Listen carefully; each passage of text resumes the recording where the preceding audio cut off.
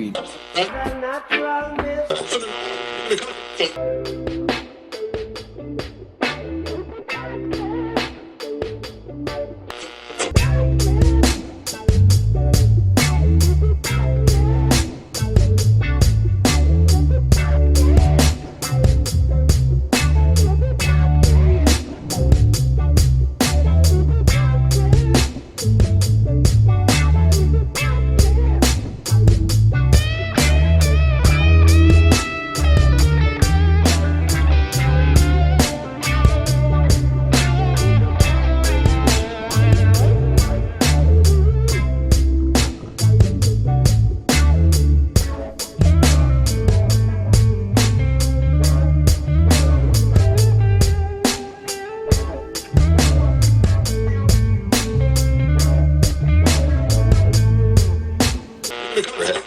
The thing I hate about Zoom is like I feel like I'm in space. You know what I mean? You can't hear anybody saying anything. I mean, can't hear anything.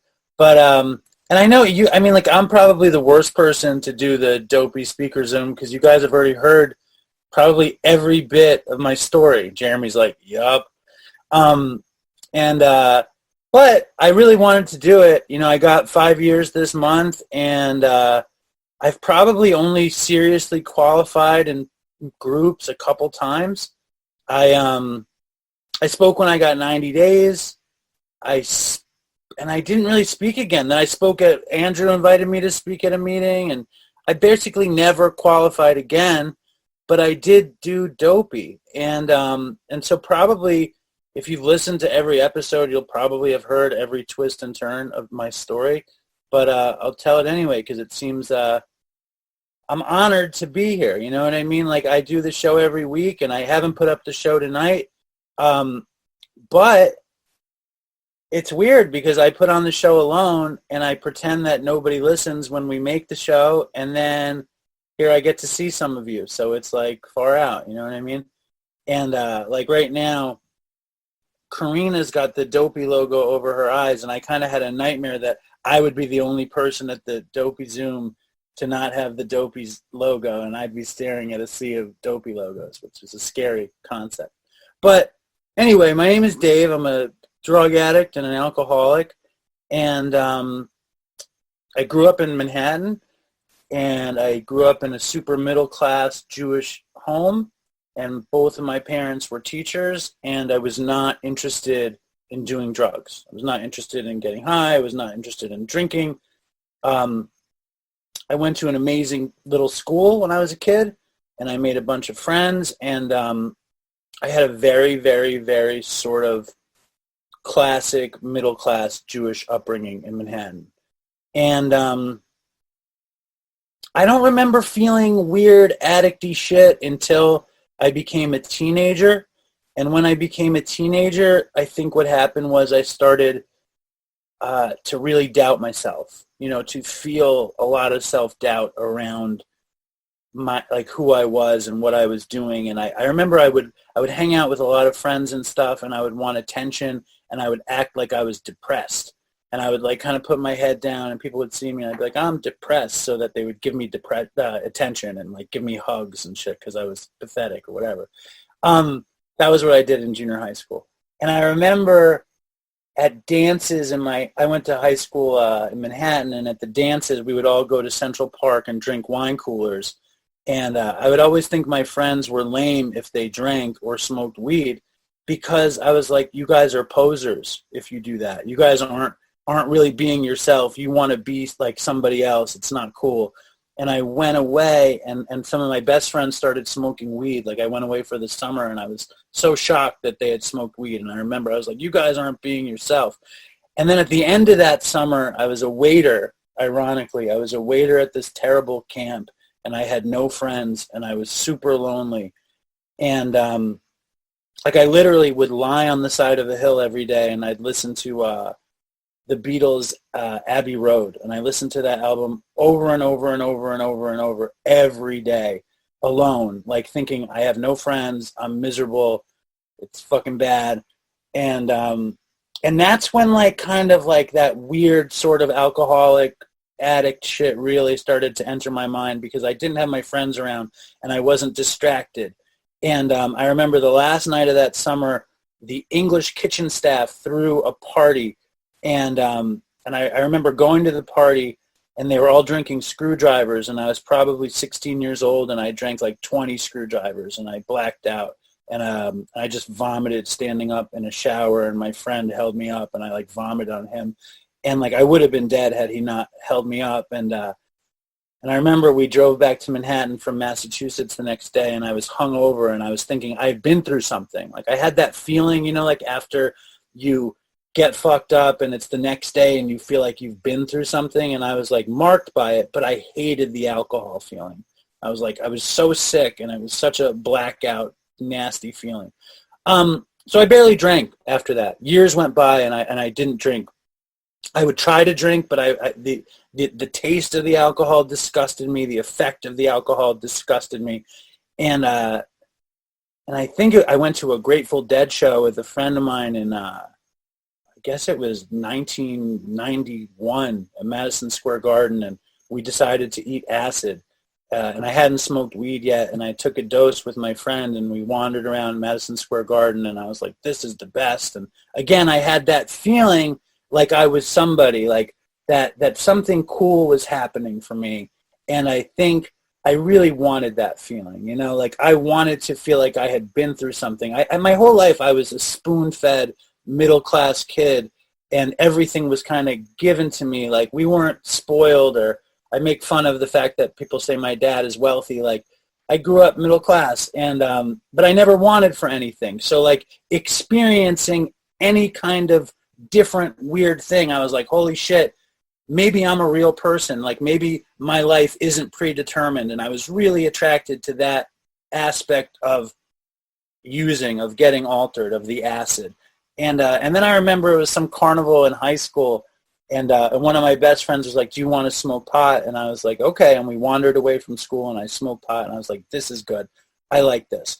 And again, I just kind of put it in the back of my head, like, this is what I'll do at parties. I'll smoke weed at parties when everybody else drinks. And it really worked for me. And it didn't get out of control. And I had a nice, you know, late teen years and early 20s. And I went to college. And I went to college, like my high school, you guys probably have heard, if you listen to Dopey, you've heard most of my very best friends. And they were with me from when I was 4 years old until I graduated high school. So when I went to college, I went alone, and it was the first time I really felt alone since that summer camp experience. And I lost it. You know, I felt like I was nobody's friend. I started to feel really uncomfortable in my skin. The classic alcoholic addict feeling started to happen to me when I went to college. I remember being on the phone late night with old friends and being like, I don't know what I'm doing here. I don't know why I'm here. I don't know how this happened. And I joined a band, and I met this guy in the band, and he was a stoner, and he was in my cultural anthropology class. And I said, don't college kids always smoke weed before a test? And he was like, I think they do. And so me and my friend just got stoned before the test. And I probably got stoned every day from that night until I was 41. You know, I loved it so much. It became everything to me, being a stoner, you know, that identity of always wanting bud, always like, I didn't have to like justify any aspect of my life because I could just check off that I was a stoner. You know, I was in a band and I got high. I didn't have to worry about making friends. The only friends I had to worry about was if they had bud, or if they wanted to buy bud, or if I was going to smoke with them, or if I didn't have weed, they would smoke me up. And it became my entire identity. And which was weird because I had made it 17 years as kind of like this nice kid with friends and stuff. And then all of a sudden I was just a stoner. And I did love being a stoner, but it did suppress my kind of, you know, my genuine self, you know, my most me person that I always really loved being when I was younger than that.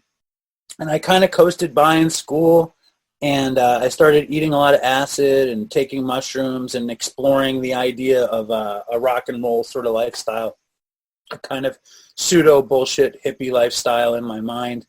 And I really, really, really enjoyed this identity. It had just enough danger where I wasn't really in trouble, just enough fun where I always had fun. I was playing shows and I had friends, but it was strictly like medicate, medicate, medicate, medicate. And very soon it was like every morning I would wake up and take bong hits, and I would take bong hits every time I got back to the room and before bed, and then I would go to bed, and I would do it every day.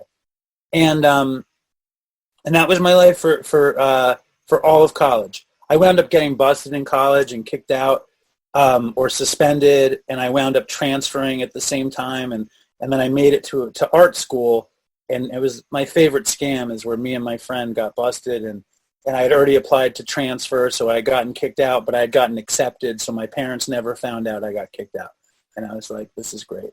I was getting away with it, and art school was amazing because it was just a bunch of weirdos like me, and I didn't have to be like anybody else. I could just be exactly the way I was, and I fit in. And I had a really, really, really good time of it. I studied photography and art history, and I learned about the world, and I learned about art, and it was fucking awesome. But it was at that school that my roommate had a friend who was like a little indie rock star guy, and he came through with a bunch of dope, with a bunch of heroin. And I would, at that point, I just tried anything that would come my way, and I didn't think about addiction. I thought I was a stoner. You know, I thought I was that kind of person. Wasn't considering addict stuff, addiction. I thought it was an adventure. And I was on this adventure, and I was also incredibly influenced by, you know, like beat writing and like rock and roll lore and the history of the Beatles. And I was like, I'm one of them now because I'm taking drugs, and this grandiosity like in my mind was just out of control. So when the dude said, I have heroin, do you want to try some? I was like, yes, because I didn't think there was going to be an issue with it. So I tried the heroin, and I didn't like it. It fucked me up. Like, it really, like, it deranged me. I was in the toilet vomiting as soon as I took it. I woke up with a girl that I, you know, had nothing to do with, and I was covered with vomit. It wasn't like some sexy scene in the morning. It was gross. And I just remember thinking, I don't need to do that. I'm a stoner. I don't need to sway away from weed for heroin or whatever. And I didn't, you know. I wound up going back to the city and trying to plant a flag, doing something. I got a cheap apartment that I'd always wanted to get, like a really, really, really inexpensive but beautiful apartment. And I was like, I can do anything. My rent was $300 a month. I was living on 24th and 8th, and like that was unheard of. People were spending like $2,000 for those apartments, and I was like in a great spot. I was working crazy jobs. Like, I had a job as a private eye at the nightclubs in the city, and I was just like living this crazy adventure. And I wound up getting hired to work in television production, which is what I always wanted to do. And you know, and there was a lot of just weird, grandiose things along the way. Like in high school, I had wound up getting on MTV as a like a on-air personality, and I just thought that I was really special, and I thought that like really good things were going to happen for me, and I thought that I could do whatever I want, and I would be immune to all negative consequences. And basically, I got a job in television production, and my girlfriend broke up with me. I was involved with this girl, and she broke up with me, and it devastated me. And I was living in that apartment in Chelsea, and I was really lonely. And Todd, my friend Todd, was living in upstate New York, and I was like, dude, I'm really lonely. Why don't you come move in with me on 24th Street, and you don't have to pay the rent. You just have to make sure we have weed, basically. You have to buy drugs, and I'll pay the rent. And he was like, definitely. So he moved in, and the idea was that he was going to live in the kitchen, and I was going to live in the main room. And he wound up just sleeping under my bed. I had a loft bed, and he would sleep under the bed. And he started delivering weed, and I started working production jobs. And as he's delivering weed, he started getting coke all the time. He started finding coke here and there, and we would do coke, and I fucking always hated the coke. And Todd loved the coke. And my professional life was kind of taking off, and I was a production assistant, and I soon became a producer, and I got a job as an associate producer on a talk show, and it was for a college cable network, and I flew to Michigan to look for guests for the talk show, okay? And whatever, I brought a bunch of bud, and I was smoking weed, and I was feeling like my life was great. I was feeling very full of myself. And when I got home, Todd was there, and there were 15 kids from my college there, and they knew that we could get coke. We had found a delivery service for coke, and it was called Indulge, and they gave you a little black business card with a white drawing of a dude with a top hat, and it said Indulge. And we were 22, 23, and we were like, holy shit. They had everything, this delivery service. And when I got home, there were 20, I'm exaggerating. There were probably 8 kids from my college there, and they were all there to buy coke from this kid. And I walked in from Michigan, and I was feeling kind of full of myself. And I said to the kid, I was like, what are you going to give me? We made you all this money on this one trip. How am I going to benefit from you making all this money? And he said, he just took out two bags of heroin, and he threw them on the coffee table. And I was like, great, He left, and me and Todd snorted the heroin and got so high. And it was a Sunday night, and we watched The Simpsons, and we passed out. And in the morning, I was still high.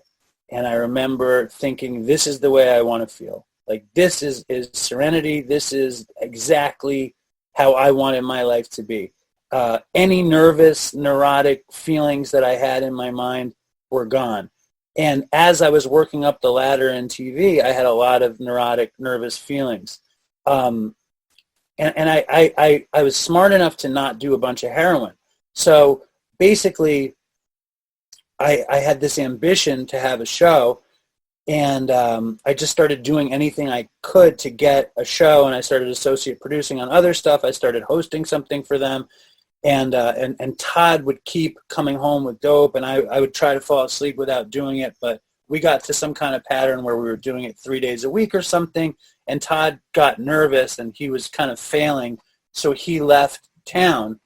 And I was like, great, he left town. I don't need to do heroin. I'm not going to go look for it. I'm not going to call this guy. It's going to be okay. And I stopped doing heroin.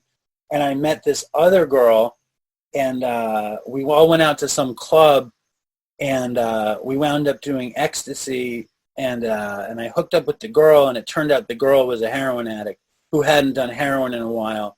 So come morning, we were like, let's get heroin. And then I just started doing heroin. And at the same time, I got to make a show on their network. And it was basically a dream come true. I got to basically interview musicians, go to shows, host a show about music. And it was exactly a very scrubby sensibility, which I always like. And it was like a dream come true. And the second I got this girlfriend and I got this job and I was making some money, I was like, I can afford to be addicted to heroin, And that's when that's when I just stopped thinking about the consequences, and my thinking of grandiosity and my thinking that I could outthink it, I could out-earn it, was in full effect. And probably I signed a contract with this company. I signed a 3-year contract with the company, and the first year I think was $70,000, and I was 23 years old, and they were going to give me $10,000 as a bonus that I was going to sign over to own my apartment. So I was feeling like some big shot, and I didn't make it to the second year of the contract. I was in breach of the contract before the second year. I was supposed to get to $100,000. I broke up with the girl, and I was totally addicted to heroin, and I had all this money. My rent was $300, and I still couldn't afford my rent. And I was just as soon as I had that money, and as soon as I was using every day, I was spending all my money on dope. And all of this kind of grandiosity, highfalutin ideas were out the window, and all I was spending my entire paycheck on heroin. and doing it. And I remember it was like the first real crossroads of my life where I knew I couldn't make it. Like, I knew I wasn't making it on dope, and I needed to go to treatment. I needed to go to detox. But was I going to tell the job, or was I going to tell my parents? And I don't know why I chose to tell my parents. It was just such a dumb decision. I chose to tell my parents, and the job fired me. If I had told the job would have been legally responsible to send me to treatment. You know, it doesn't matter. I didn't do that. I got fired. My parents found out, and I wound up just fucking around in Manhattan for another year, doing jobs, doing more dope, and failing. You know, I also had started doing methadone at that point, and that was kind of in and out. And my parents were getting really worried, and they were like, we need to send you someplace real. So I was in an outpatient program, and the outpatient program had some kind of scholarship program to a rehab in Florida called Renaissance. And they were like, we're going to send you there. And I was like, okay, it's the winter time, it's Florida, whatever. And I go to Renaissance, and it's like this super hardcore punitive treatment center where the idea is they break you down to build you up. And, you know, they kicked me out a couple times. They, like, put me in the center of the room. They humiliated me. I had a blanket covered in cigarette burns.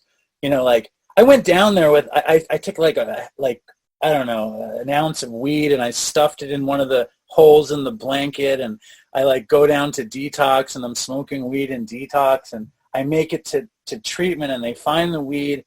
And they just, it was just a sad thing, because I'm still just trying to get away with shit. I had no interest in being sober, even in rehab. I just wanted to not be sick, and I wanted an answer, but I wasn't interested in getting well. And I was down there for about a year, and I wound up finding some hippie with weed, and I was like, I got to move. And my parents gave up my $300 apartment, and I moved to California to move back with Todd. Todd was living in California, and he was living with another friend of mine, Jeremy, and I moved into their house. And the idea was that I was just going to smoke weed with them, and I wasn't going to do dope. And that was the agreement. But what Todd never told anybody was that he had become addicted to crystal meth. So when I got there, I was like, fuck it, I'm gonna smoke crystal meth with Todd.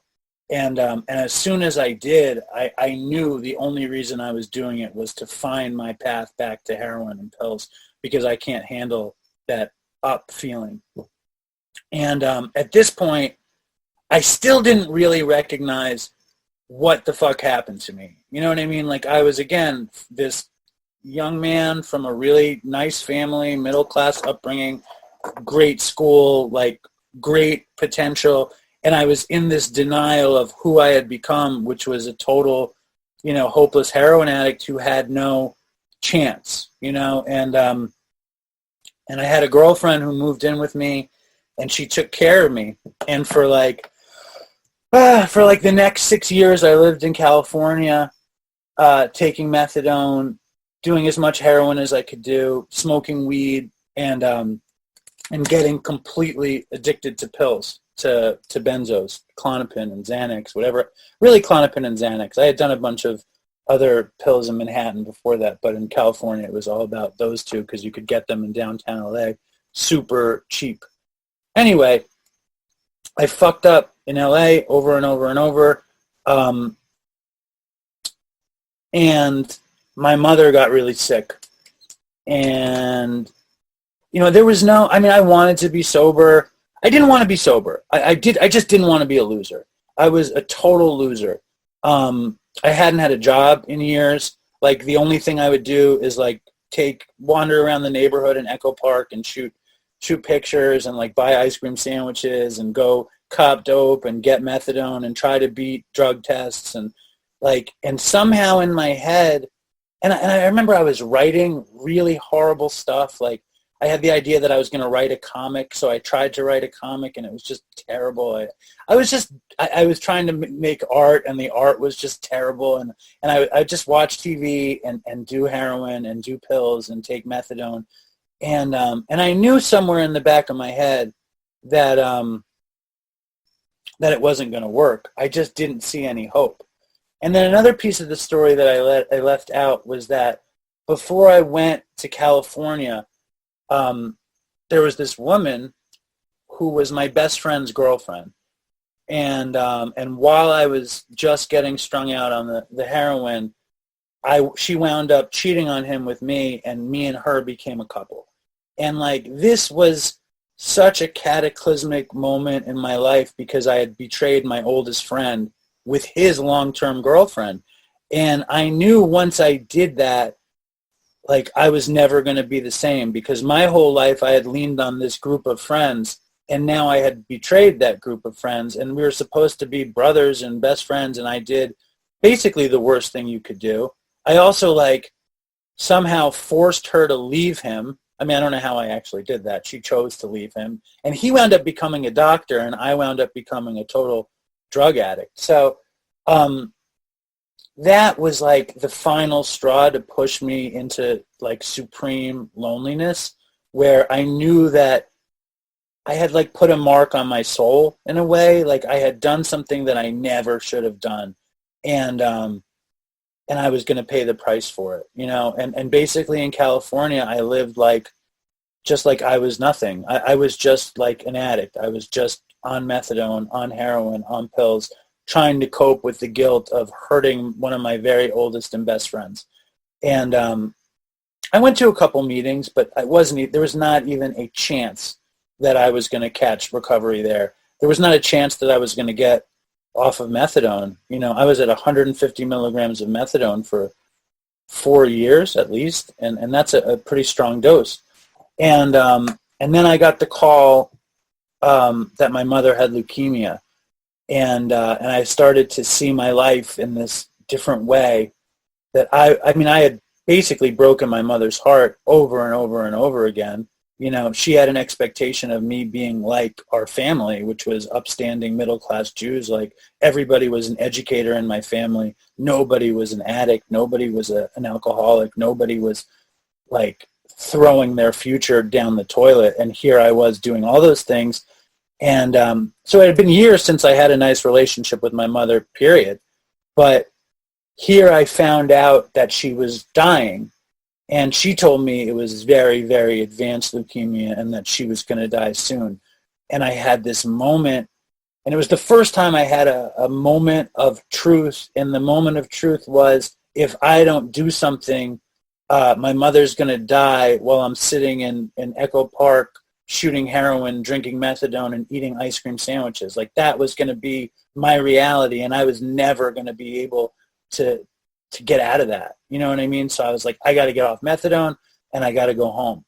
And I started this taper. In my mind, I created a blind taper at the methadone clinic. I don't know if that's true. Like, half of my story, I don't know. There were so many benzos, I don't remember anything. But I kicked the fucking methadone slowly as hell. And when I went to treatment, it was bad. I went to treatment. I went to so many detoxes in LA, and it was a joke. I'd only go to detoxes in LA because I couldn't afford to keep using. But the last detox I went to in LA, I was at 30 milligrams of methadone, and they would admit you on 30 milligrams of methadone, and I was taking heroin and I was taking pills, and I checked in, and it was the first time I had ever gone to a treatment that treated you with buprenorphine.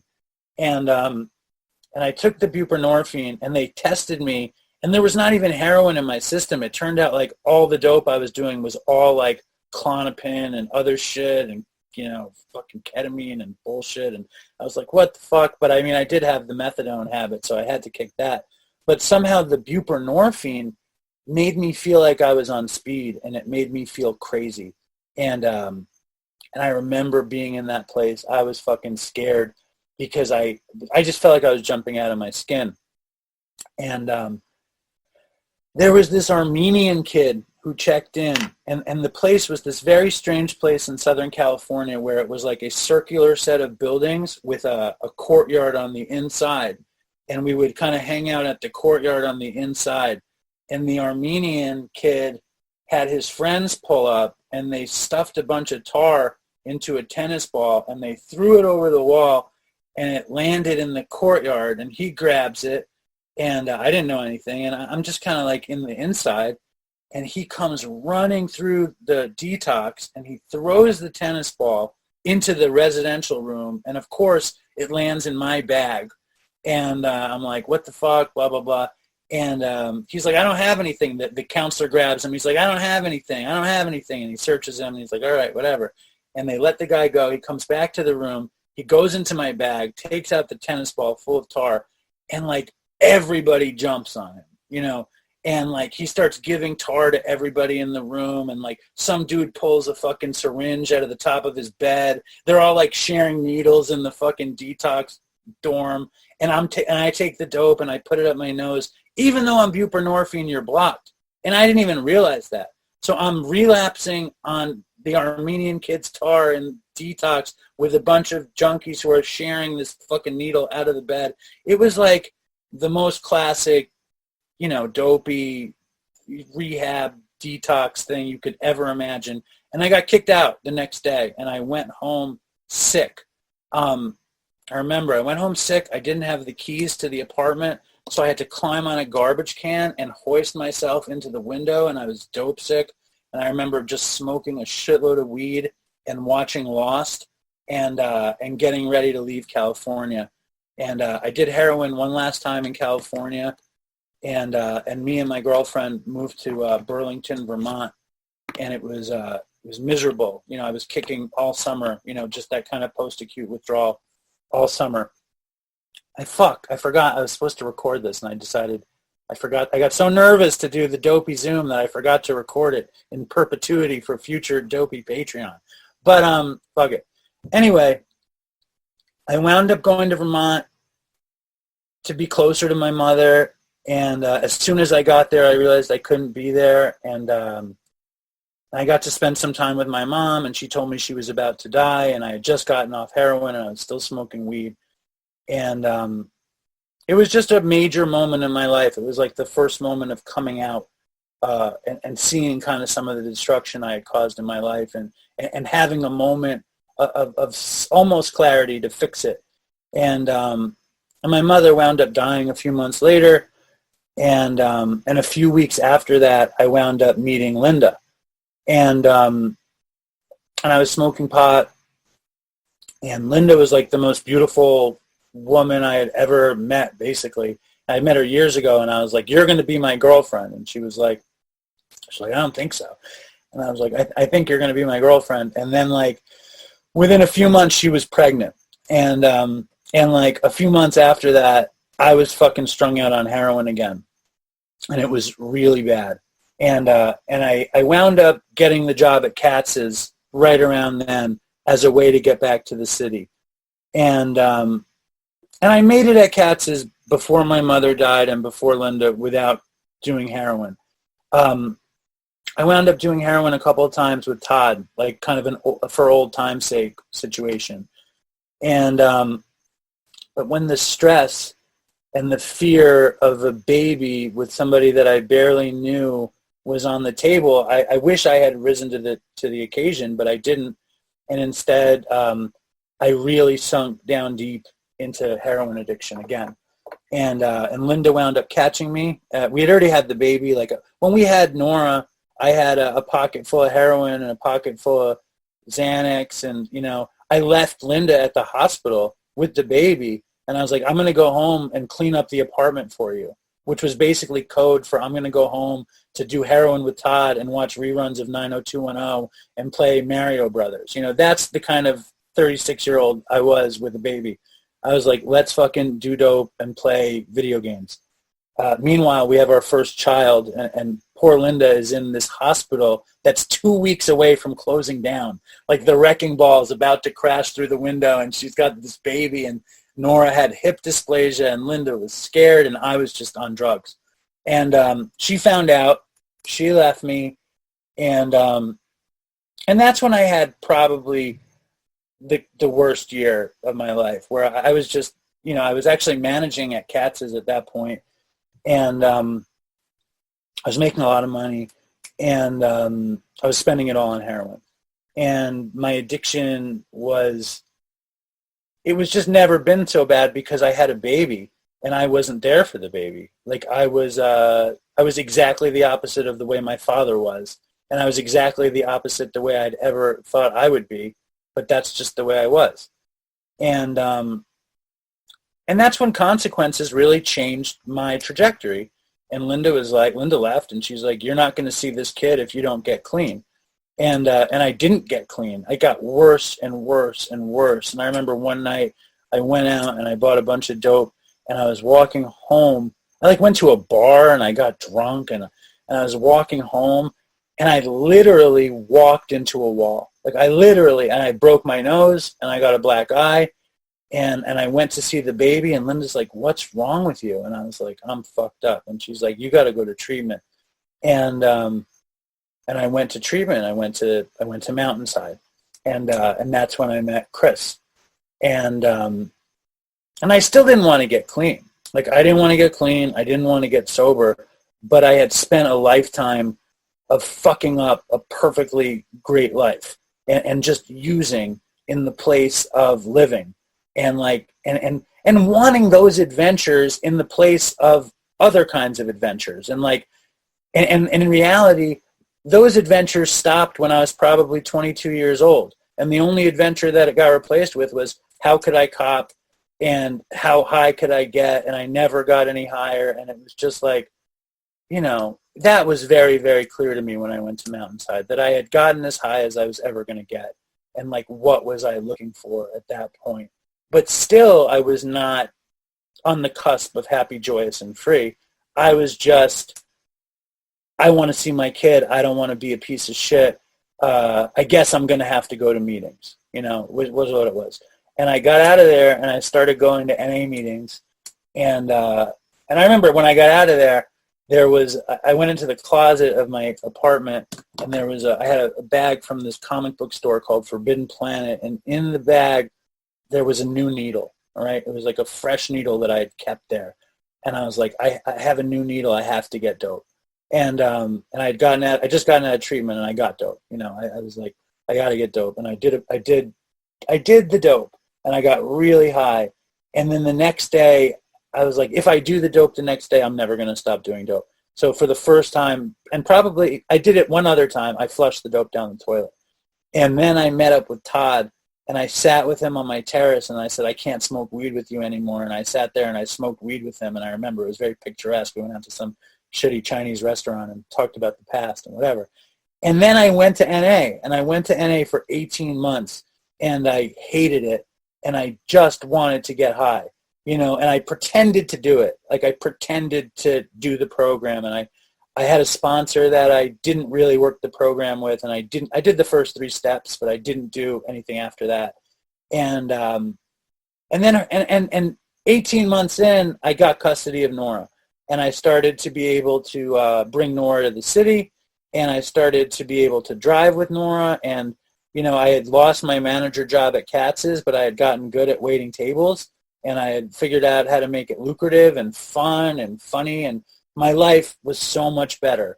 And I was white-knuckling it, but my life was ridiculously better, but I didn't have sobriety, and I really wanted to get high. And then Linda started dating somebody, and I started dating people. And then I think Hurricane Sandy hit. And I had my custody, and I had a job, and I had money in my pocket, and the woman I was seeing was a stoner. So I was just like, fuck it, I miss smoking pot, and I started smoking weed with her. And I was so happy to smoke weed with her. I was like, this is the best. And I had super scrubby life. I was like this waiter downtown, and with this girlfriend, and I had made a web series, and it was super fun, and I was feeling very creative and very full of myself. But all I really wanted was Linda back, and all I really wanted was Nora back, and all I really wanted was I had the chance of a family, and I wanted that. You know what I mean? I really wanted it, and I became obsessed with it. Every day was the only thing I could talk about. It was the only day I could think of. If you knew me then, it was probably the only thing I would talk about. At work, literally during the day, I would not shut up about it. It was just it was like dope. It was like dun, dun, dun, dun, dun, dun, dun. I need this, I need this, I need this. And I was obsessed with it. And for a few years, I would always talk to Linda about us getting back together. And she would be ambivalent about it because I destroyed her life, basically. I left her with a baby in a shitty apartment on Long Island. She wound up, having a heroin addict impregnate her, and she was like, I don't want to have a life with somebody like that, which was understandable. But then after, I would guess, a couple years of smoking weed and then taking pills here and there, she got interested in being with me again until she figured out that I was on pills. And then she was like, fuck it, this isn't going to happen, and she took away the custody. And that's when I had my moment of clarity. You know what I mean? It's funny because I always wanted to do Dopey Zoom. I wanted to come to Dopey Zoom and see a bunch of you guys and I don't know, see what it was, but I was scared to do it. And I was scared to do it. I figured we had a good thing. Dopey Zoom was over here and I was doing Dopey over here, and I didn't have to get caught up in all the mishigas of being insane with connecting with people that listen to the show. And Dopey Zoom seemed to be such a good thing for everybody in it. But my 5 years came up, and basically, I told the story on Dopey a few weeks ago where how I got clean. And basically, I had that moment, a spiritual experience where I was begging for custody and the ability to smoke pot. And I just had the first real self-awareness that this was impossible. That the fact that my life had just been reduced to, I'll do anything as long as I can smoke pot. When I had been to misery, I had been, on all sorts of drugs, without money, in jail, losing custody, losing jobs, losing careers, losing everything. And the only thing that mattered to me was, could I smoke pot? And that was a revelatory moment where I wanted to be free of it. It's what am I holding on to? Why am I holding on so tight to something that hurts me so badly? And that's when I went to AA, and I told my story of obsession, and they invited me to stay, and I started immediately working the steps. And the funny thing was, the person I talked to the most that summer was Chris. I had just gotten clean, and Chris, in all that time, had relapsed and gotten clean again. When I was clean, Chris would show up and he'd be like, let's do acid. He's like, I know where to get dope. And, he was ridiculous. And he was working in that sober house. And then I relapsed, and he had really bottomed out. And he got sober, and he heard that I was smoking weed, and he was like, it's okay if you smoke weed as long as you don't do real drugs again. And he was very laissez-faire with the whole thing. But when I got sober, I needed help, and I needed to talk to somebody that I could trust and that I knew had been through it. And that's when me and Chris really connected, that was really when we connected. It was because I needed what he had. He had found peace in recovery, and I really, really needed it. So I called him every day. I got sober in August, and I remember I called him every day from August through the fall. And it was in that period that he was in love with my web series, and he was like, what can we do? And I was like, I don't know, man. And I was like, well, we could tell drug stories, And he was like, okay. And in that period, I had started working the steps. And after all of that time of being obsessed with Linda and my family, I had another revelation that it could be okay if I didn't get them back. That I could be okay without them. And I could have a nice life, and I could see Nora, and I could be friends with Linda, and she could be with whoever she wanted to be, and I could have a different life, And I think basically a day after I had that revelation, Linda wanted to get back together. So it's just funny how that kind of stuff happens. And we started Dopey shortly thereafter. And you know, I got very involved in AA, and I worked the program. I got really into working the program, and I worked the steps, and I changed. I started to see the way my character defects created who I was. And I had this beautiful vision for how to have a better life. And the way I imagined it was like a building in Manhattan. A building in Manhattan that gets all burnt out and shitty. And you're like, holy shit, we have this shitty building. What are we going to do? And it's like, let's knock it down. So it's like, we need a better building there. So we knock down the building, and then you have one of these vacant lots just full of garbage. And how are we going to build a building there if we don't take every little bit out of that lot?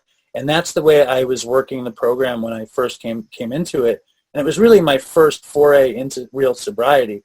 And I was like, I'm going to take every fucking fucked up piece of me out, and I'm going to do it through a higher power, because that's what they told me was the way to do it.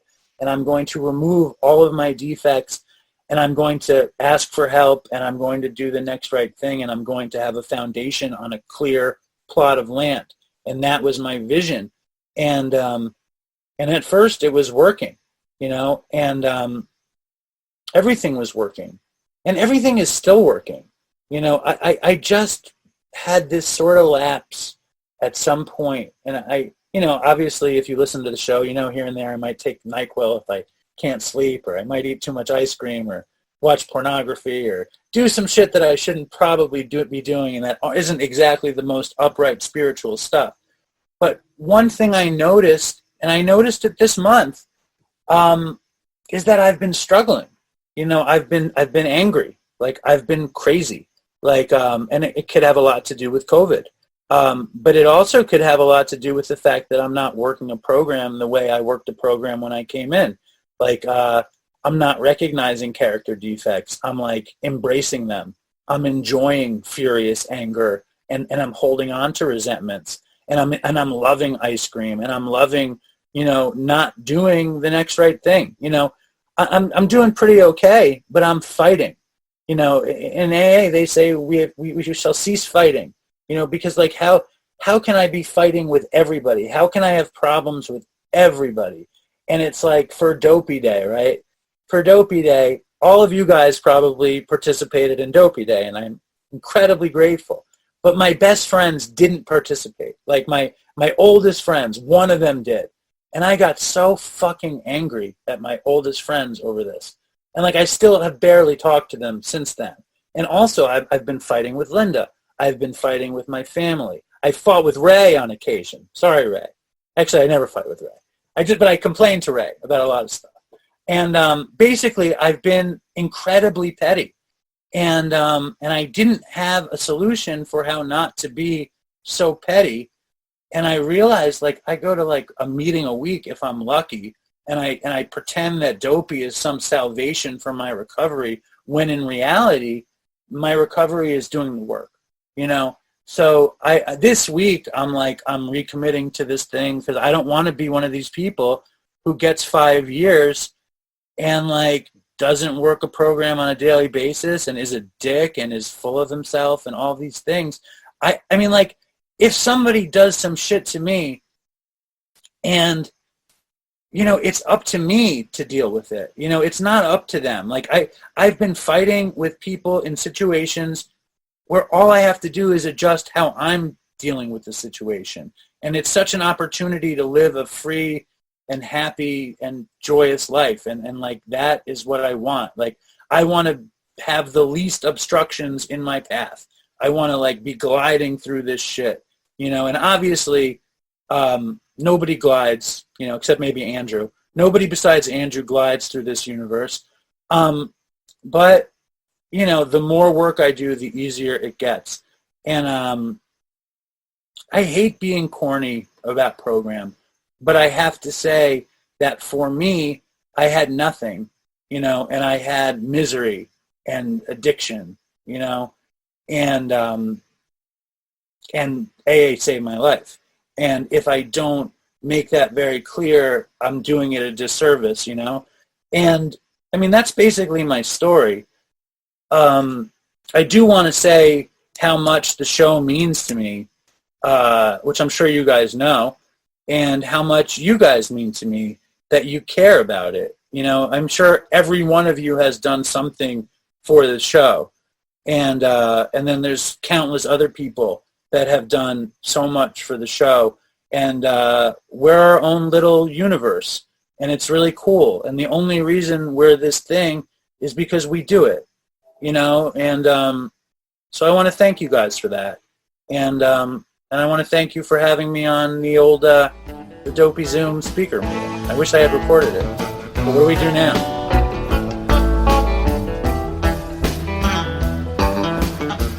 I told Althea I'm a rolling sand,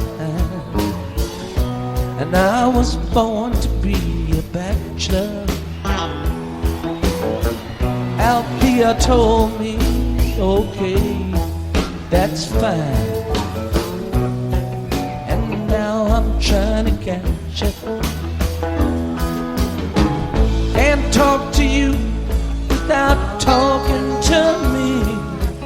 We're guilty of the same thing.